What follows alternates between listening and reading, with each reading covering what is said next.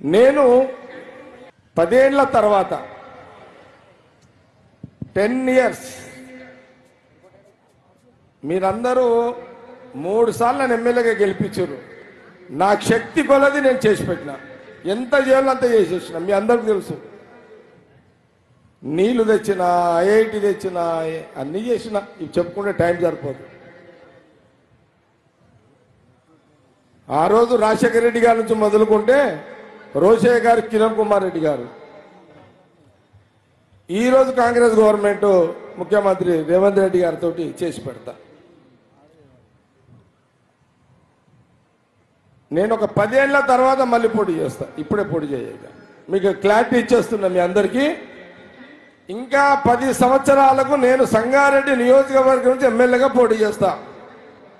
అప్పటిదాకా నిర్మల మధ్యలో ఎవరు వస్తారో తెలియదు. మా చర్యాల అంజనేయులు కష్టకాలంలో పనిచేసిండు, ఆయనకు కూడా ఒక అవకాశం ఇవ్వాలి. కాబట్టి సంగారెడ్డి ప్రజలకు ఒక క్లారిటీ ఇస్తే బాగుంటుందని ఇవ్వడం జరిగింది. ఓకే, రైట్, జా బయట.